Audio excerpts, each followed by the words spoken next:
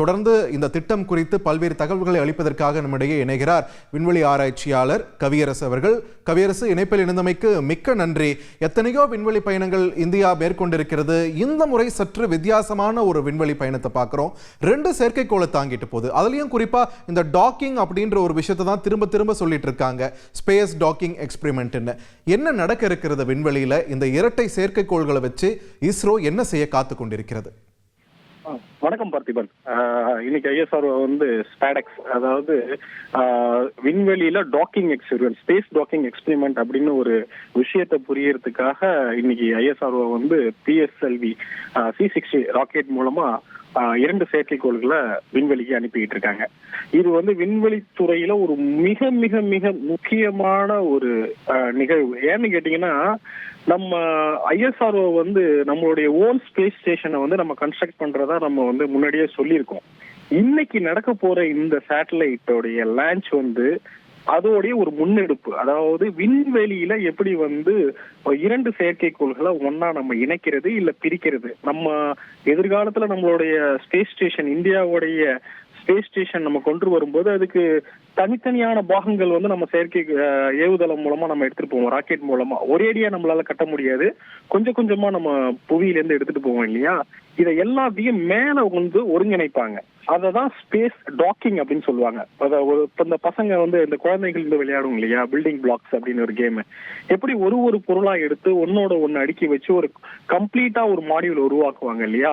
அதேதான் இப்ப இந்த விண்வெளியில ஐஎஸ்ஆர்ஓ மேற்கொள்ள போறாங்க. அதுக்கு ஏற்படுத்துகிற முக்கியமான லான்ச் தான் இந்த டாக்கிங் எக்ஸ்பெரிமெண்ட். அதாவது ஸ்பேடெக்ஸ் 2 செயற்கைக்கோள்கள் ஒன்னோட ஒண்ணு, அதோடைய தொலைவு என்ன, அது பக்கத்துல நெருங்கி வரதுக்கு என்னென்ன எக்ஸ்பெரிமெண்ட் பண்ணணும், அது 2ம் ஒன்னா இணையறதுக்கு என்ன பண்ணணும், அது அழகா பிரியறதுக்கு என்ன பண்ணணும் அப்படிங்கிற ஒரு முக்கியமான செயற்கைக்கோள்களை சுமந்து கொண்டு இன்னைக்கு விண்வெளியில பறந்துகிட்டு இருக்கு. சரி, இது மட்டும்தான் பண்றாங்களா அப்படின்னு ஒரு கொஸ்டின் கேட்டீங்கன்னா அதுதான் கிடையாது.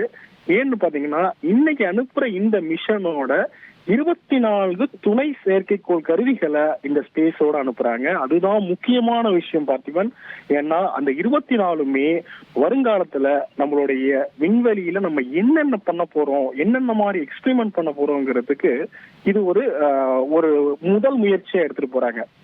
உதாரணத்துக்கு சொல்லணும்னா, இதுல ஸ்பேஸ் கிராஃப்ட் ஜங்க் கலெக்டர் அப்படின்னு ஒண்ணு யூஸ் பண்றாங்க. அதாவது ஸ்பேஸ் டாக்கிங் எக்ஸ்பெரிமெண்ட் மட்டும் பண்ணாம அதுலயே டெப்ரிஸ் கேப்சரிங் அப்படி மெக்கானிசம்னு ஒண்ணு யூஸ் பண்றாங்க. இப்ப நமக்கு முன்னாடியே தெரியும், எப்ப பாரு ராக்கெட் அனுப்பிக்கிட்டே இருக்காங்க, அப்ப ஸ்பேஸ்லயே குப்பையாயிடாதா அப்படின்லாம் நீங்க கேட்டீங்கன்னா, அந்த ஸ்பேஸ்ல சுத்திக்கிட்டு இருக்கிற தேவையில்லாத கழிவுகளை குடிச்சு திருப்பி பூமிக்கு கொண்டு வரதுக்கு ஒரு எக்ஸ்பெரிமெண்ட் பண்றாங்க. அதுதான் இதுல ரொம்ப முக்கியமா இருக்கு. அது மட்டும் இல்லாம மேனிபுலேட்டர் யூஸ் பண்றாங்க. இப்ப பில்டிங் பிளாக் நான் சொன்னேன் இல்லையா, பசங்க அசம்பிள் பண்ணுவாங்க. அப்ப ஸ்பேஸ்ல பண்ணும் போதும் நமக்கு ஒரு பில்டிங் பிளாக் தேவைப்படுது, ஒரு கரங்கள், ஒரு செயற்கையான ஒரு கரங்கள் தேவைப்படுது. அந்த கரங்களையும் இந்த எக்ஸ்பெரிமெண்ட்ல ஒரு முக்கியமா அனுப்புறாங்க. இதெல்லாம் கூட ஒரு சுவாரஸ்யமான ஒரு விஷயம் இருக்கு இந்த எக்ஸ்பெரிமெண்ட்ல. விண்வெளியில அழகா விதைகளை எடுத்துட்டு போய் அந்த விதைகளை மைக்ரோ கிராவிட்டில வளர வைக்கக்கூடிய ஒரு முக்கியமான எக்ஸ்பெரிமெண்ட் பண்ணி போறாங்க இந்த ஐஎஸ்ஆர்ஓ. அது ரொம்ப ரொம்ப ஒரு அருமையான எக்ஸ்பெரிமெண்ட். கிட்டத்தட்ட ஒரு இந்தியாவுடைய நம்மளுடைய ஸ்பேஸ் ஸ்டேஷனை இந்த 2 விண்கலங்கள், அதாவது சேட்டலைட்டுகளும் இன்னைக்கு சுமந்துகிட்டு போயிட்டு இருக்குங்கிறது நம்ம எல்லாரும் பெருமைப்பட வேண்டிய ஒரு விஷயம் பார்த்திபன். கவியரசு, நீங்க குறிப்பிட்ட மாதிரி அந்த ஒரு விதை ஒன்று எடுத்துட்டு போறாங்க. இஃப் ஐம் நாட் ராங், காராமணி விதை இல்லையா? அந்த உயிரியல் இந்த எக்ஸ்பெரிமெண்ட், இந்த ஆய்வு ஏன் முக்கியத்துவம் பெறுகிறது கவியரசு? பார்த்திபன், இது ஒரு சிறப்பான ஒரு கேள்வி. இப்ப நம்ம விண்வெளியில நம்ம எதுக்காக நம்ம விண்வெளியை நோக்கி நம்ம இப்ப பயணப்பட்டுக்கிட்டு இருக்கோம் அப்படின்னு ஒரு தொலைதூர நம்ம ஒரு பாய்ச்சலை பார்த்தோம்னா, வேற ஒரு கிரகத்துல, உதாரணத்துக்கு பக்கத்துல இருக்கிற ஒரு செவ்வாய் கிரகம், இதுல போய் மனிதர்கள் குடியேற முடியுமா அப்படின்னு ஒண்ணு பாத்துக்கிட்டு இருக்கோம். இல்ல நிலவுல போய் மனிதர்கள் குடியேற முடியுமா? இந்த மாதிரி காலனைசேஷனை உலக நாடுகள் எல்லாமே ட்ரை பண்ணிட்டு இருக்காங்க வேற கிரகங்கள்ல. அதுல ஒரு முன்னெடுப்பு நடவடிக்கையா இப்ப எடுத்துட்டு போறாங்க இல்லையா அந்த காராமணி விதைகள். இத வச்சு ஸ்பேஸ்ல எப்படி தாவரங்கள் வளருது. சோ ஸ்பேஸ்ல அது அதே மாதிரி வளர்ந்து ஆரம்பிச்சிருச்சுன்னா நமக்கு தெரியும், ஒரு கிரகங்கள்ல இருந்து நம்ம இன்னொரு கிரகங்கள் போறதுக்கு ரொம்ப வருடக்கணக்கில் ஆகும். அந்த வருடக்கணக்குல நமக்கு தேவையான உணவுகளை உற்பத்தி பண்றதுக்கோ இல்ல நமக்கு தேவையான ஆக்சிஜனை உற்பத்தி பண்றதுக்கோ இந்த எக்ஸ்பெரிமெண்ட் மூலமா என்ன மாதிரி பிஹேவியர் நடக்குது அப்படிங்கிற ஒரு விஷயத்த கண்டுபிடிச்சுக்கலாம். அது மட்டும் இல்லாம எதிர்காலத்துல எப்பயாவது வேறு கிரகங்கள்ல போய் தரையிறங்கும் போது நமக்கான உணவுகளை உற்பத்தி பண்றதுக்கு எப்படி அந்த என்விரான்மெண்ட் அடாப்ட் ஆகுது, அப்படி இல்லைன்னா நம்ம எப்படி அந்த என்விரான்மெண்ட்டுக்கு அடாப்ட் பண்ற மாதிரி நம்மளுடைய விதைகளை நம்ம இது பண்ணிக்கணும் அப்படிங்கிற ஒரு முக்கியமான எக்ஸ்பெரிமெண்டா இதுல ஒண்ணு பண்ணிட்டு இருக்காங்க பார்த்திபன். கவியரசு, நீங்க சொல்லும் போதே நம்மளுடைய விண்வெளி பயணமா இருக்கட்டும், இல்லைன்னா வேற்று கிரகத்து ஆய்வா இருக்கட்டும், இல்லை விண்வெளி மையத்தை கட்டமைக்கிறதா இருக்கட்டும், இது எல்லாத்துக்குமே இந்த டாக்கிங் வந்து ஒரு முக்கிய இடம் வகிக்கிறத புரிஞ்சுக்க முடியுது. இந்த டாக்கிங் அப்படின்ற ஒரு விஷயம் நம்மளுடைய ஃபியூச்சர் ப்ராஜெக்ட்ஸ், மெகா ப்ராஜெக்ட்ஸ் எல்லாம் சொல்லியிருக்காங்க இல்லையா, ஸ்பேஸ் ஸ்டேஷன் ஃபார் எக்ஸாம்பிள், இந்த மாதிரியான ப்ராஜெக்ட்ஸ்ல இந்த டாக்கிங் எந்த அளவுக்கு நமக்கு கை கொடுக்க இருக்கிறது? பாரதிய அந்தராஷ்டிரா ஸ்டேஷன், அதுதான் நம்மளுடைய ஸ்பேஸ் ஸ்டேஷனுக்கு நம்ம வச்சிருக்கிற பேர். நான் முன்பே குறிப்பிட்டிருந்த மாதிரி பார்த்தீங்கன்னா இந்த என்டையர் ஸ்பேஸ் கிராஃப்டை வந்து ஒரே ஸ்ட்ரெச்சில் நம்மளுடைய ராக்கெட்ல எடுத்துட்டு போக முடியாது. நம்ம பகுதியாக தான் நம்ம வந்து விண்வெளியில எடுத்துட்டு போக முடியும். நமக்கு எல்லாமே தெரியும், ஸ்பேஸ்ல வந்து ஒரு பொருள் வந்து நிலையா இருக்காது, அது புவியை ஒரு மையமா வச்சுக்கிட்டு சுத்திக்கிட்டு இருக்கும். சோ ஒரு சுத்திக்கிட்டு இருக்கிற ஒரு பொருளோட இன்னொரு பொருளை நம்ம கொண்டு போய் ஜாயின் பண்றதுங்கிறது கிட்டத்தட்ட ஒரு 2 ட்ரெயின்கள் போயிட்டு இருக்குன்னு வச்சுங்களேன். ஒரு ட்ரெயின்ல இருந்து இன்னொரு ட்ரெயினுக்கு நம்ம தாகுற மாதிரி, இரண்டும் ஒரே ஸ்பீட்ல போனதுன்னா ரிலேட்டிவ்ல பாத்தீங்கன்னா ரெண்டும் பேரலா இருக்கிற மாதிரி இருக்கும். ஒரே வேகத்துல போகும்போது நம்ம ஈஸியா ஒன்னோட ஒண்ணு அனுப்பிடலாம். ஆனா ஸ்பேஸ் கிராஃப்ட்ல அப்படி கிடையாது. ஏன்னா ஸ்பேஸ் கிராஃப்ட் எல்லாமே சுத்திக்கிட்டு இருக்கும். சுத்திட்டு இருக்கிற ஸ்பேஸ் கிராஃப்ட்ல நம்ம ஒரு இடத்துல இருந்து இன்னொரு இடத்துக்கு டாக் பண்றது, இல்ல தாவுறது, இல்ல ஒரு பொருளை இங்க இருந்து அங்க அனுப்புறதுங்கிறது கிட்டத்தட்ட ரொம்ப ரொம்ப ரொம்ப ரொம்ப கஷ்டமான விஷயம். அந்த ஒரு எக்ஸ்பெரிமெண்ட் தான் பண்றாங்க. இந்த எக்ஸ்பெரிமெண்ட் பண்றது மூலமா எதிர்காலத்துல இப்ப உதாரணத்துக்கு இப்ப நம்மளுடைய ஸ்பேஸ் கிராஃப்டையே, நம்மளுடைய ககன்யான் இருக்கு இல்லையா, இதவே நம்ம வந்து இன்டர்நேஷனல் ஸ்பேஸ் ஸ்டேஷனோட நம்ம அங்க போய் டாக் பண்ணிக்கணும், இல்ல அங்க போய் நம்ம இணைச்சுக்கணும் அப்படின்னா இந்த மெக்கானிசம் ரொம்ப ரொம்ப முக்கியம்.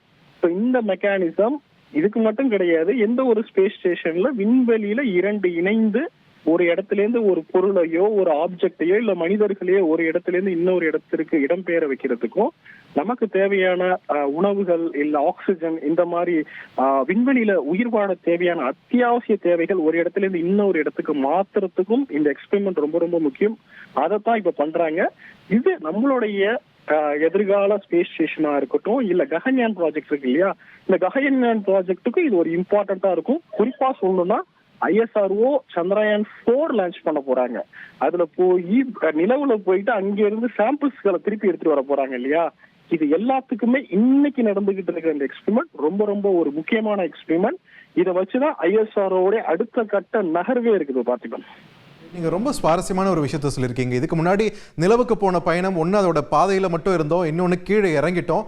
அடுத்த பயணம் வந்து அங்க போயிட்டு சாம்பிள் எடுத்துட்டு திரும்ப வர்ற மாதிரியான ஒரு பயணமா இருக்க போகுது இல்லையா? கண்டிப்பா பார்த்திபன், அதுதான் நம்ம ஜப்பானோட சேர்ந்து நம்ம கை கோர்த்து அதுக்காக ஒர்க் பண்ணிக்கிட்டு இருக்கோம். இப்ப அதுல பாத்தீங்கன்னா அங்க போய் இறங்கி திருப்பி நம்ம நிலவுல இருந்து எஸ்கேப் ஆகி விண்வெளிக்கு வரணும் இல்லையா. இங்க இருந்து நிலவுல இருந்து போய் இறங்கினதுக்கு அப்புறம் அங்க இருந்து மேல எழும்பணும். திருப்பி அங்க ஒண்ணு சுத்திக்கிட்டு இருக்கும் ஒரு மாடியூல், அதுல போய் டாக்கிங் ஆகணும். அதுல இணைஞ்சதுக்கு அப்புறம் அங்க இருந்து ப்ரொபல்ஷன் சிஸ்டம் ஆன் ஆகி திருப்பி அது பூமியை நோக்கி அந்த சாம்பிள்ஸ திருப்பி அனுப்பும். அந்த பூமி கிட்ட வர அந்த சாம்பிள்ஸ இங்க இருக்கிற விண்கலம் பத்திரமாக தரையிறக்கும். சோ இது எல்லாத்துக்குமே கிட்டத்தட்ட 4 இடங்கள்ல பூமியிலிருந்து மேல போனதுக்கு அப்புறம் ஒரு டாக்கிங் நடக்கும். அங்கிருந்து நிலவுக்கு போனதுக்கு அப்புறம் அந்த நிலவு சர்ஃபேஸ்ல அன்டாக்கிங் நடக்கும், லேண்டிங் நடக்கும், திருப்பி மேல வரும்போது ஒரு டாக்கிங் நடக்கும், திருப்பி பூமிக்கு வரும்போது ஒரு அன்டாக்கிங். சோ இந்த டாக்கிங் வந்து ஒரு என்டையர் ஒரு சர்க்கிள், அதாவது பூமிக்கும் நிலவுக்குமான என்டையர் சர்க்கிளுக்கு ஒரு முக்கியமான ஒரு திறவுகோலா இருக்க போது பாத்துக்க. கவியரசு, இதே மாதிரி ஒரு இரட்டை செயற்கைக்கோளை கமர்ஷியலா நம்ம சென்ற முறை யூரோப்பியன் ஸ்பேஸ் ஏஜென்சிக்காக அனுப்பியிருந்தோம். அந்த முறை அந்த செயற்கைக்கோளை அங்கே நிலைநிறுத்தினதோட நம்ம பணி முடிஞ்சு போச்சு, ஒரு களமா மட்டும்தான் செயல்பட்டோம். இப்போ இந்த 2 செயற்கைக்கோளை கொண்டு போய் ஆராய்ச்சி பணிகளும் மேற்கொள்ள இருக்கிறோம். நிறைய ப்ராஜெக்ட்ஸ் லைனப் ஆயிருக்கு இதை வச்சு. ஸோ இது நமக்கு இருக்கக்கூடிய சவால்கள் என்னென்ன? இந்த டாக்கிங் எக்ஸ்பெரிமெண்ட்டை பொறுத்த வரைக்கும் 2 செயற்கைக்கோள்களையும் கண்ட்ரோல் பண்ணுறதா இருக்கட்டும், வெகு தொலைவில் இருந்து கிட்ட கொண்டு வரணும், அதன் பிறகு வேகத்தை குறைக்கணும், நிறைய விஷயங்கள் இருக்கு இல்லையா? அதை பற்றின ப்ராசஸ் பற்றின தகவல். ஆமா பார்த்திபன், இப்ப பாத்தீங்கன்னா இந்த 2 ஸ்பேஸ் கிராஃப்ட் அனுப்புறாங்க இல்லையா. இந்த 2 ஸ்பேஸ் கிராஃப்டையும் நல்லா பாத்தீங்கன்னா 15.5 15 நிமிடங்களுக்கு ஒரு ஸ்பேஸ் கிராஃப்ட் இங்கிருந்து அனுப்புறாங்க. அடுத்த ஸ்பேஸ் கிராஃப்ட் விண்கலத்திலிருந்து கிட்டத்தட்ட 15.20 செகண்ட், அதாவது 5 செகண்ட் வித்தியாசத்துல ஒரு ஸ்பேஸ் கிராஃப்ட் இன்னொரு ஸ்பேஸ் கிராஃப்டே அனுப்புறாங்க. நம்ம 5 செகண்ட்னு ஒரு சாதாரணமா சொல்லிட்டோம். ஆனா அந்த 5 செகண்ட்ல டிஃபரன்ஸ்ல லான்ச் பண்ற சேட்டலைட் கிட்டத்தட்ட 20, 30, 50 கிலோமீட்டர் தொலைவுல சென்று அடைஞ்சிடும். ஒரு சேட்டலைட்டோட இன்னொரு சேட்டலைட்டை பார்க்கும்போது 50 கிலோமீட்டர் கிட்டத்தட்ட இருக்கும். இந்த 50 கிலோமீட்டர் செய்திகளை உடனுக்குடன் தெரிந்து கொள்ள உடனே சப்ஸ்கிரைப் பண்ணுங்க.